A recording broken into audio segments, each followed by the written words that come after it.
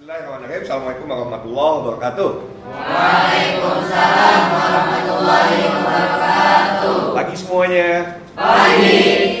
Alhamdulillah hari ini, siang hari ini, walaupun tetap dengan semangat di pagi hari, ini adalah kesempatan emas bagi kita semua, bagi adik-adik, untuk bisa mendapatkan sebuah ilmu yang baru, sebuah terobosan baru, metode pembelajaran, bagaimana kita bisa memahami makna Al-Quran dengan baik. Jadi kalau selama ini tidak hanya kita, orang-orang di luar sana banyak yang membaca Al-Quran itu hanya sebatas, lebih banyak yang hanya sebatas mengetahui bagaimana cara membacanya. Tapi hanya sedikit sekali yang kemudian betul-betul belajar untuk bagaimana memahami kandungan yang ada dalam isi Al-Quran.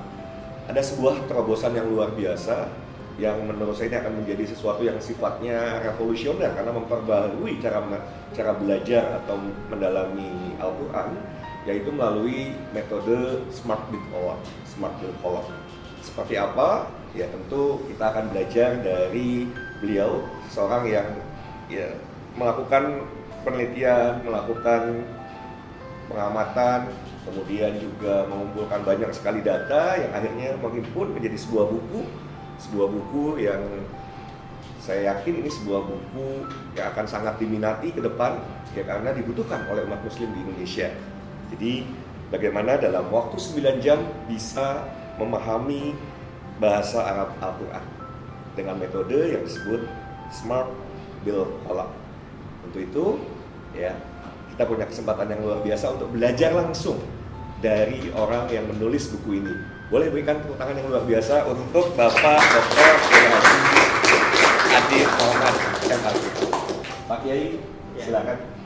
Baik, terima kasih Kang Ustadz Muhammad Hidayat yang sudah mengantarkan kita semua untuk mengenal dan memahami apa itu Smart Method Bil Qalam, lalu kemudian apa saja isinya serta tujuannya untuk apa. Buku ini merupakan bagian dari upaya untuk kita bisa berkontribusi dalam memahami Al-Quran, berkontribusi dalam meningkatkan pemahaman kita terhadap ayat Al-Quran. Karena seiring dengan tuntutan zaman, kita umat manusia dituntut untuk lebih cepat dalam menghasilkan sesuatu. Ini sudah merupakan tuntutan zaman kita. Tidak hanya cepat, tetapi juga bisa terukur dan kemudian bisa dievaluasi keberhasilannya. Maka dari itu, saya menyusun namanya Smart Method Bil Qalam. Smart itu merupakan kepanjangan dari Systematic, Measurable, Achievable, rasional, dan time bound.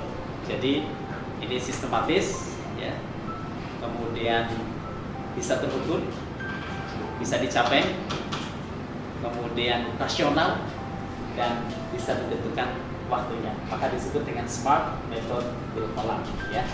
Dan kenapa Bil Qalam? Mengambil dari ayat Al-Quran, Alladzi 'allama bil qalam. Di samping itu merupakan akronim juga dari belajar bahasa Al-Quran 9 jam.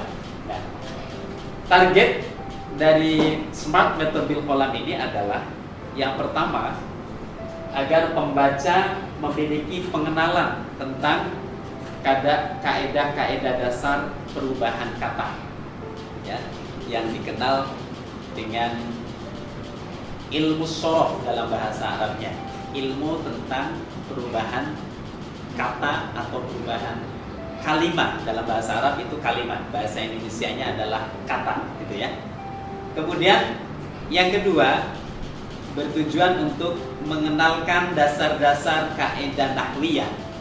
Dalam bahasa Indonesianya itu adalah tata bahasa berupa sintaksis, mana subjek, mana predikat, dan mana objek dalam bahasa Arab. Kemudian yang ketiga, tentu diharapkan agar pembaca mampu menerjemahkan secara mandiri sekaligus memahami isi kandungan surat-surat pendek dalam Al-Quran. yang itu merupakan bacaan kita sehari-hari. Maka dari itu latihannya dari surat Al-Fatihah, Al-Falaq, An-Nas sampai dengan surat Al-A'la, ya.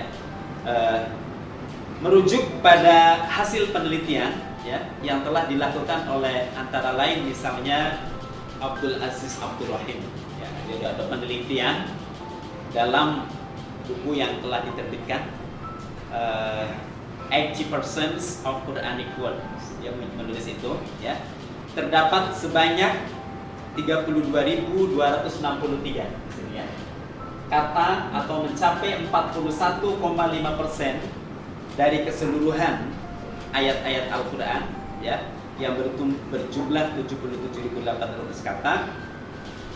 Itu adalah merupakan pengulangan tidak lebih dari 100 kata menurut Abdul Aziz Abdul Rahim. Kalau dalam buku Smart Method Bil Qalam itu hanya ada 87, ya. Jadi kalau menguasai 87 kosakata itu, maka artinya kita sudah menguasai hampir 41% dari kosakata yang ada di dalam Al-Qur'an, ya. Oleh karena itu, setelah mempelajari Smart Method Bil Qalam, diharapkan mampu mengkaji lebih lanjut, ya, pemahaman akan makna kandungan Al-Qur'an, baik melalui terjemah Al-Quran per kata maupun melalui tafsir Al-Quran untuk surat dan ayat-ayat selanjutnya. Jadi nanti kesananya tinggal latihan saja, karena dasar-dasarnya sudah dikenalkan. Ibaratnya kita sedang menggali kandungan ayat suci Al-Quran itu seperti kita menyelami lautan, ya, bertujuan untuk mengambil mutiara-mutiara dari lautan itu. Nah, untuk kita bisa menyelam lebih dalam, ya, terhadap lautan samudera Al-Quran itu, maka dibekali dengan ilmu. Para ulama sudah melahirkan ilmu-ilmu untuk bekal menyelami makna kandungan Al-Quran. Antara lain yaitu ilmu sorof dan ilmu nahwu. Ilmu sorof itu terkait dengan perubahan kata dalam bahasa Arab. Ilmu nahwu itu terkait dengan struktur kata dalam bahasa Arab. Nah itu. Jadi itu tujuan dari Smart Method Bil Qalam, ya. Jadi ada berapa materinya, highlightnya? Itu ada 9, ya. Ada 9 materi dalam pengajaran bahasa Arab Bil Qalam ini. Apa saja 9 materi itu? Nah, 9 materi itu isinya adalah ini. Isinya ini ada 9 tema, ada 9 pelajaran. Nah ini. Yang pertama, mengenal struktur bahasa Arab. Nah itu. Dalam konteks mengenal struktur bahasa Arab ini, kita tahu bahwa logika bahasa itu hampir sama, bahasa satu dengan bahasa yang lain, ya. Maka dari itu kita bisa kenalkan di sini tentang strukturnya. Bahasa Arab itu sama dengan bahasa lainnya, seperti bahasa kita. Apa isinya itu? Dari susunan yang terkecil, yaitu adalah kata, ya nggak? Dalam bahasa Indonesianya kata, dalam bahasa Arab itu adalah kalimat. Contoh misalnya lafaz alhamdu, ya. Lafaz alhamdu itu kata, ya kan? Alhamdu, ya kan? Ini satu kata, ya, alhamdu. Ya. Kemudian dirangkai dengan lillahi, ya, alhamdulillahi. Kemudian dirangkai lagi dengan rabbil alamin, ya. Lalu kemudian kita baca alhamdulillahi rabbil alamin, ya. Ini terdiri dari susunan kata satu dengan kata yang lain, ya. Alhamdu satu kata ini, ya. Dalam bahasa Arab kata itu disebut dengan kalimah, oke, ya, padanannya. Kata dalam bahasa Indonesia, dalam bahasa Arabnya adalah kalimah, oke, ya. Nah, ini satu kata atau satu kalimah. Lalu kemudian lillahi, ini juga terdiri dari kata-kata. Ada dua kata pada lafaz lillah, yaitu huruf lam, ya, harful lam, ya. dan lafaz jalalah, lafaz jalalah, lafaz Allah, ya. Jadi ini ada dua kata ini pada lafaz lillah, dua kalimat. Kemudian Rabbil Alamin ada berapa kata? Dua, yaitu Rabbun dan Alamin. Itu struktur sama seperti bahasa Indonesia. Jadi dari berbagai kata. Coba dibaca sama-sama. Alhamdulillahi Rabbil Alamin. Oke, ya, itu terdiri dari susunan kata-kata. Jadi ada berapa kata nih pada lafaz Alhamdulillahi Rabbil Alamin? Ada lima kata. Nah, nanti kita akan kenalkan sama dalam bahasa Arab itu kata, dalam bahasa Indonesia itu kata, bahasa Arabnya apa tadi? Nanti dikenalkan di situ tentang susunan-susunan dari kalimat dan kalimat ini, kata dan kata ini namanya adalah at-tarkib, ya. Apa namanya? At-tarkib, ya. Ya. Tarkib, susunan, ya. At-tarkib, susunan kata. Ini sudah menjadi tarkib, susunan, ya. Itu ya, at-tarkib. Nanti akan dijelaskan di pelajaran berikutnya. Jadi intinya bahwa bahasa itu terdiri dari susunan kata, ya, lalu menjadi tarkib, ya. Nanti tarkib itu ada jumlah namanya. Kalau yang tarkib yang mufidah itu namanya jumlah. Itu di pelajaran yang lanjut. Tapi pada pelajaran pertama itu isinya adalah tentang jenis-jenis kata tadi, ya. Jenis-jenis kata atau kalimat dalam bahasa Arab, ya. Ada yang masih ingat ada berapa jenis kata dalam bahasa Arab? Ada 3, yaitu satu disebut dengan isim, ya. Ya. 2 harfiah, ya. 3 al-harf, ya. Jadi ini ada kalimat al-ism, kalimat al-fi'il, kalimat al-harf, ya. Ada 3. Padanannya dalam bahasa Indonesia, isim itu adalah kata. Kalau dalam bahasa Inggrisnya apa? Noun, ya. Ya. Kemudian fi'il kata kerja. Oke, dalam bahasa Arabnya, bahasa Inggrisnya apa? Huruf, ya. Nah, ini huruf itu memang dalam bahasa Indonesia itu bisa disebut juga kata depan, ya, seperti di, ke, ya kan, dari, gitu, ya. Ini sebutnya huruf kata depan. Apa dalam bahasa Inggrisnya? Apa dalam bahasa Inggrisnya? Nah, kita cari nanti. Oke, ini yang jelas bahwa dalam bahasa Arab itu ini kita mengenal ada tiga jenis, ya. Di pelajaran yang pertama kita mengenalkan tentang 3 jenis itu dengan cirinya. Ciri dari isim apa? Ada 3 ciri dari isim, ya. Meskipun kita belum tahu artinya, itu bisa kita tebak. Seperti contoh pada alhamdulillahirobbilalamin. Mana kalimat isimnya? Kok tahu? Mana taunya dari apa? Ada cirinya. Nah, enaknya bahasa Arab di situ, mudahnya bisa. Meskipun belum tahu artinya, kita sudah tahu. Oh, itu isim. Cirinya apa? Al. Jadi ciri isim itu antara lain adalah 1 al, ya. Alif lam maksudnya. Diawali dengan al.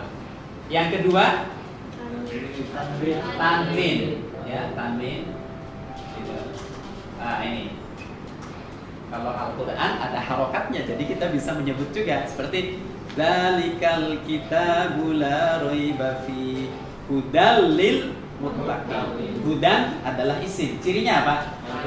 Gitu, ya. Kemudian yang ketiga apa? Idhofah. Apa itu idhofah? Idhofah itu disandarkan. Contoh. Ini apa bahasa Arabnya? Qolamun, ya kan? Isim bukan? Isim, ya. Misalnya pulpen ustaz, qolamul ustazi, ya. Cirinya berarti tidak ada al, tidak ada tanwin, lafal qolamun, qolamul ustazi, ya. Qolam. Kok nggak ada alnya, nggak ada tanwin, tapi isim, ya. Dia diidhofatkan itu disandarkan ke al-ustaz. Jadi kata majmuk pulpen ustaz, gitu, ya. Jadi ciri isim itu 3, al, tanwin, idhofah. Tapi 3-3-nya nggak mungkin bertemu. kalau ada al mesti nggak ada tanwin. Seperti alhamdulillah, ada tanwinnya nggak di sini? Nggak boleh, gitu ya. Kalau ada tanwin mesti nggak ada al, gitu ya. Al tanwin tidak boleh ketemu juga dengan idhofah seperti ini.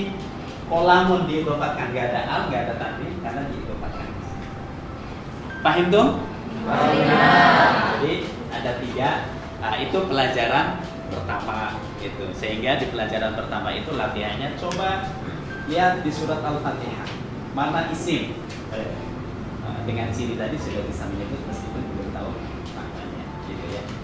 Oke, sampai di sini barangkali ada yang bertanya? Ya, sudah lumayan panjang ya apa yang tadi Pak Kiai sampaikan. Barangkali ada yang tidak dipahami atau ingin ditanyakan karena ternyata smart sendiri itu ada kepanjangannya ya, bukan hanya smart artinya cerdas ya, tetapi singkatan dari tadi apa? Sistematik. M-nya apa? Measurable. Apa lagi? A-nya? Achievable. Rasional dan time bound. Ada batas waktunya. Makanya ada 9 jam ya Pak Kiai ya. Baik, kita buka sesi tanya jawab dulu. Barangkali ada yang ingin ditanyakan karena jangan sampai ada yang tidak dipahami kemudian ditunda, nanti aja lah bertanyanya. Ada yang mau bertanya? Boleh acuhkan. Nah, baik. Silakan kenalkan namanya dan langsung pertanyaannya apa? Enggak. Silakan. Maaf, namanya siapa? Pertanyaannya?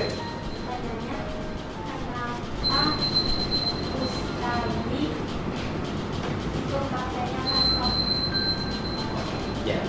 Baik. Wah, ini udah dalam nih Pak Kiai. Boleh, silakan Pak Kiai. Baik. Siapa tadi namanya? Nabhia. Oke, Nabhia, bagus sekali pertanyaannya. Jadi ini untuk mengingatkan kita semua juga. Tadi ada susunan namanya tadi. Ciri isim salah satu di antaranya adalah tadi bisa diidhofatkan ya ke sini. Ini disebut dengan mudhof ya, yang menyandarkan, ini yang disandari. Nah, mudhof ilaih ini namanya mudhof ilaih itu harus selalu dibaca majrur kasrah. Jadi ciri dari mudhof ilaih itu adalah dibaca kasrah atau majrur. Contoh lain misalnya kita ambil kitabun, apa artinya kitabun? Lalu disandarkan kepada at-tilmid ya misalnya. Maka dibacanya apa? Kitabut tilmidi. Artinya apa kitabut tilmidi? Buku siswa ya. Ini harus selalu majrur. Tadi pertanyaannya kenapa? Karena dia namanya mudhof. Nanti itu di pelajaran ke-9 ya sebenarnya tentang i'rab ya. Oke, tapi bagus, tidak apa-apa. Terima kasih ya. Ya, bagus pertanyaannya. Ada nggak yang terpikir bertanya, kenapa ya Pak Kiai bikin buku ini gitu ya? Di tengah kesibukan beliau ya, ada pekerjaan yang tentunya rutin beliau lakukan, tetapi beliau masih menyempatkan untuk kemudian menyusun, karena tidak mudah ya membuat sebuah buku ini tidak mudah, dan beliau bisa menyusun ini berapa lama Pak Kiai? Ya, buku ini disusun pada saat saya menjadi mudir di Ma'had Al-Jami'ah, mudir di tahun kampus di tahun 2012-13an. Oh. Jadi pada tahun 2012-2013 itu saya diserahi amanah menjadi direktur Ma'had Al-Jami'ah di IAIN Jati Cirebon. Di situ ada kewajiban mahasiswa itu ikut program Ma'had selama minimal 1 semester. Dan di situ mereka harus mengenal tentang bahasa Arab secara lebih simpel. Nah, tantangan itulah yang kemudian membuat saya menyusun materi yang simpel tapi bisa lebih cepat dikenalkan kepada para mahasiswa yang lulusan madrasah aliyah dan SMA. Mereka sudah mampu membaca Al-Quran meskipun masih belum baik bacaannya, tetapi ketika ditanya mereka tidak paham tentang apa yang dibaca itu. Nah, itulah tantangan kita, begitu juga umat Islam pada umumnya. Mereka mampu membaca, tapi sesungguhnya bukan membaca, Karena yang namanya membaca itu harus bisa memahami yang dibaca. Jadi yang sesungguhnya itu baru melafalkan. Meskipun juga dapat pahala, tetapi akan lebih besar lagi pahalanya kalau kita membaca sambil memahami apa yang dibaca, lalu kemudian menginternalisasikannya dalam kehidupan kita, lalu kemudian kita bisa mengamalkannya dalam kehidupan sehari-hari.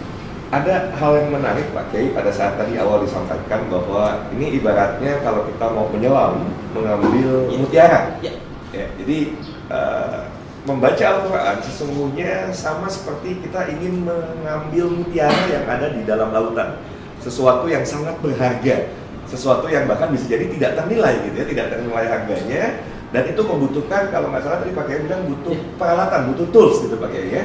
Dan metode bil qalam ini adalah tools yang bisa dimanfaatkan. Betul seperti itu Pak Kiai? Ya. Ini saya ingin sampaikan di sini isi dari bil qalam itu dua, al-qawaid al-asasiyah as-surfiyah, ya, kaidah dasar tentang perubahan kata. Kaidah dasar tentang perubahan kata.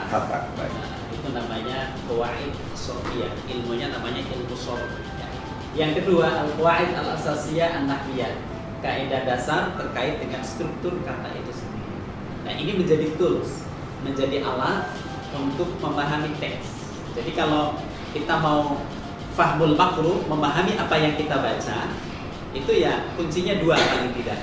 Memahami makna dari setiap kosakata yang kita baca, ya kan? Jadi alhamdulillah apa artinya, gitu kan? Pujian gitu ya. Lillahi apa artinya? Bagi Allah, Rabbil Alamin, Tuhan semesta. Tapi itu saja tidak cukup memahami kosakatanya. Tapi kita juga harus paham strukturnya. Mana subjeknya? Oh, alhamdulillah itu subjeknya. Alhamdulillah segala puji lillahi adalah milik Allah. Itu predikat, gitu. Nah, ketika kita sudah memahami kosakatanya, memahami strukturnya, maka kita sudah mulai bisa diantarkan untuk memahami makna dari apa yang kita baca. Baik. Dan kalau untuk alumni pesantren tentu hal itu hal yang biasa Pak Kiai ya. Nah. Tapi untuk masyarakat yang tidak mengenyam ilmu di pesantren dengan metode smart bil qalam ini bisa memahami hal tersebut. Seperti itu Pak? Ya, justru saya persembahkan smart method bil qalam ini untuk bisa dipahami oleh kalangan lebih luas. Ya, karena sementara ini ada anggapan bahwa belajar bahasa Arab itu, belajar ilmu nahwu shoroh itu berat. Harus pesantren, harus lama waktunya, dan tidak bisa sederhana. Saya ingin mencoba merubah mindset sesuatu yang sebelumnya dianggap tidak sederhana menjadi lebih simpel sederhana. Makanya saya beri judul 9 jam. Itu maksudnya adalah untuk membuat kesan bahwa kalau kita concern mau belajar dengan 9 jam itu kita paham dan bisa memahami, gitu ya. Tapi dengan syarat concern dan mau berlatih, begitu ya. Baik, jadi ada memang ini untuk kepentingan tidak hanya santri-santri di pondok pesantren, tetapi bagaimana masyarakat luas bisa juga mengakses ini, mengakses hal ini, bisa mengakses apa yang dipelajari oleh kita di dunia pesantren. Baik, satu pertanyaan lagi, yang di belakang, silakan. Sesuai dengan pengenalan, nama saya Muhammad Riadi Kariziansyah. Sesuai dengan pernyataan yang barusan kami sampaikan, apa yang membuat kami yakin bahwa smart method bil qalam ini dapat diterima oleh halayak ramai seperti masyarakat awam? Ya, Abi yakin. Yang pertama karena Al-Quran sudah menyampaikan apa bunyinya? Walaqad yassarnal Qur'ana lidzikri, dan sungguh kami telah mudahkan Al-Quran untuk dipelajari. Jadi sesungguhnya Al-Quran itu harusnya mudah dipelajari. Mudah dipelajari. Ya. Maka dari itu Abi berusaha untuk mengemas sedemikian rupa sehingga metode ini bisa mudah diterima oleh kalangan umum meskipun bukan kalangan pesantren.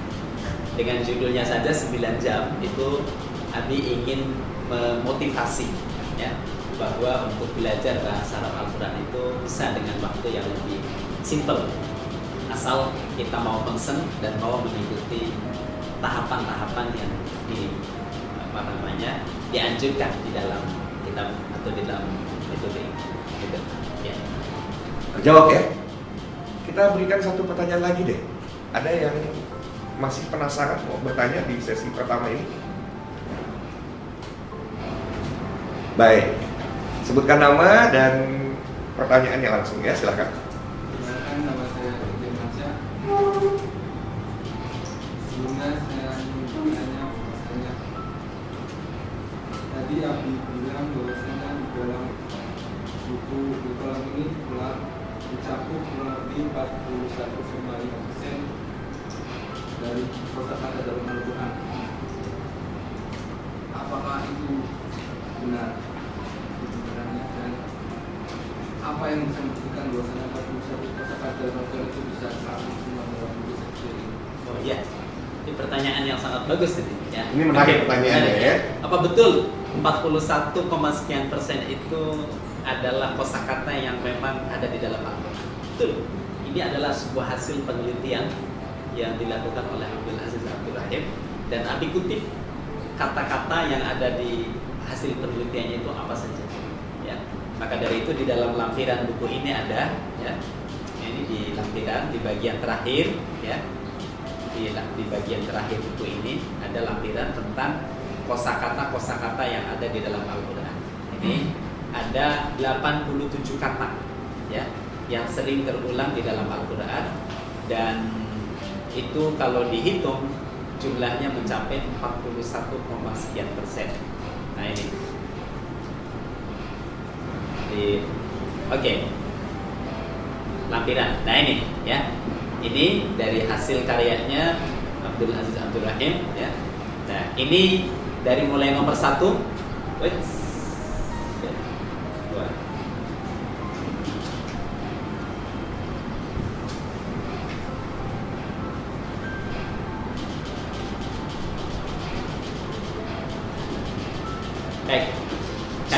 Sambil diperbaiki Pak Kiai. Ya. Jadi pertanyaan tadi ya sudah dijawab bahwa ini berbasis dari sebuah research,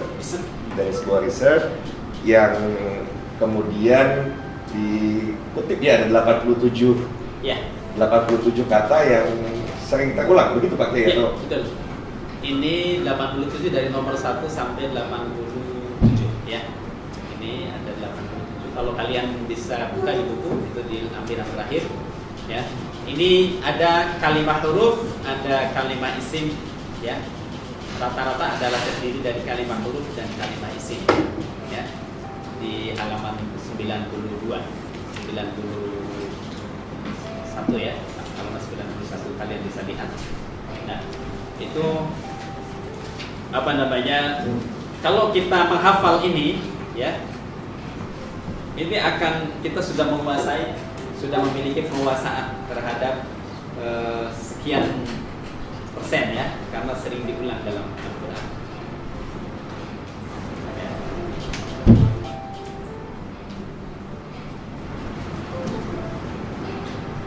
Oke, ini ya. Jadi dari mulai huruf wawu ini, kategorinya apa wawu ini? Jenis huruf atom ya.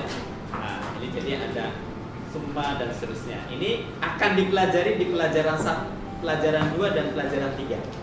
Jadi 87 tadi kalau kita sudah belajar pelajaran 2 dan pelajaran 3 akan mudah menghafalnya karena sudah ada pengelompokannya nanti. Ya, sudah ada pengelompokannya. Karena ini. Jadi pelajaran 1, 2 dan 3 itu dari 9 jam. Ada pelajaran kedua itu 1 jam gitu ya, pelajaran ketiga juga 1 jam. Ya kalau itu sudah terbahas. Insya Allah itu sudah mengcover ini 87 ini ya. Iya, seperti ini misalnya domir, gua, ya kan? Iya, rumah dan seterusnya itu di pelajaran berapa? Di pelajaran 3 ya, tentang kalimat isim. Jadi pertanyaan Hakim tadi, apakah betul? Ya. Ini karena berdasarkan dari hasil penelitian yang sudah masuk di dalam jurnal hasil penelitian, gitu ya. Baik, ditutup sesi ini dengan nazam dulu. Baik, kita baca sama-sama nazamnya. Silakan. 1, 2, 3. Puji syukur kepada Allah panjatkan yang telah menurunkan kitab Al-Quran, berisikan petunjuk serta hidayah bagi umat Islam agar jadi berkah. Karya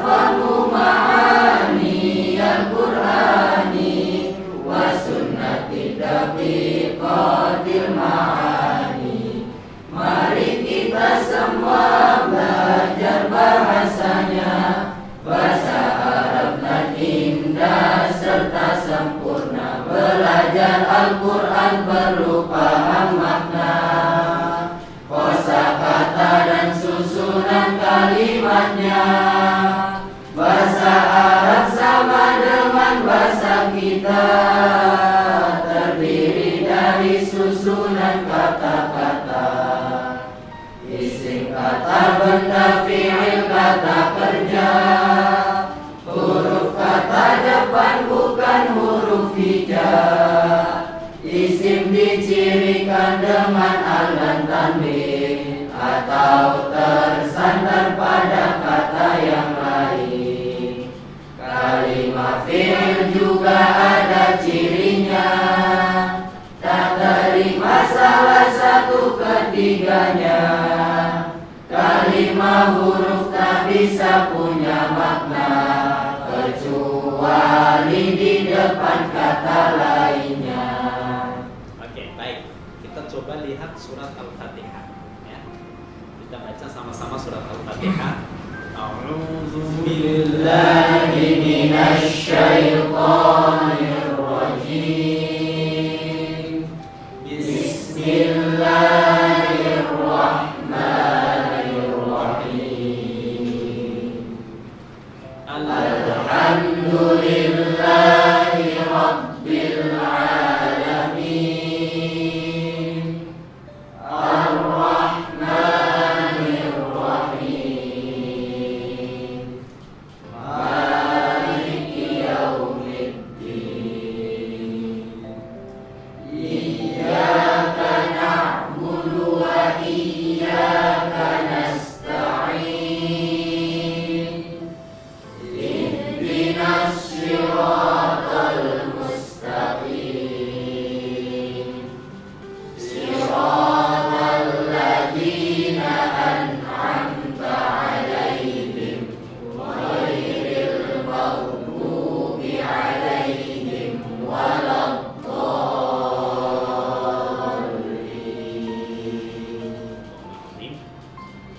Surat Al-Fatihah ini disebut dengan Ummul Kitab. Kenapa disebut dengan Ummul Kitab? Karena di dalamnya terkandung ya, pokok-pokok dari isi Al-Qur'an. Ya. Nama lain dari surat Al-Fatihah ini adalah As-Sab'ul Mathani, 7 ayat yang terus diulang, terutama di dalam bacaan sholat. Coba kita perhatikan, praktekkan tadi apa yang sudah kita pelajari. Pada lafaz Bismillahirrahmanirrahim ya. Kita coba hitung ada berapa kalimat atau kata pada ayat yang pertama ini. Coba, yang pertama adalah di. Nah, itu jenisnya adalah kalimat huruf ya. Huruf ya. Kemudian yang kedua ismi ya, ini digandeng dengan Allah. Bismillah, bismillah ya. Ismi juga jenisnya adalah isim. Apa cirinya? Salah satu dari 3 cirinya. Idhofah, dia disandarkan ke Allah. Bismillahi. Oke. Allahi. Apa bentuknya? Isim juga. Ya, apa cirinya? Allah. Jelas di situ ya. Ini apalagi lafaz jalalah ya. Kemudian Ar-Rahman. Ar-Rahim. Cirinya apa? Meskipun kita belum tahu artinya, tapi dalam bahasa Arab uniknya kita bisa mengambil ciri, yaitu tadi al, tanwin atau idhofah. Itu adalah kalimat ini. Coba terjemahkan. Bismillah artinya dengan nama Allah. Ar-Rahman yang maha pemurah. Ar-Rahim yang maha penyayang. Nah, jadi pada ayat 1 saja sudah dijelaskan tentang rububiyah. Siapa itu Allah? Nah, makanya ini pokok dari kandungan Al-Quran ya. Lalu ayat yang kedua, coba kita perhatikan. Baca ayat yang kedua. Alhamdulillahi Rabbil Alamin. Oke, ada berapa kata kira-kira pada lafaz pada ayat yang kedua? Coba sebutkan yang pertama. Alhamdulillah. Apa ini bentuknya? Kalimat apa? Lillahi. Ada berapa kata? 2. Pada lafaz lillahi ada 2 kata, yaitu pertama adalah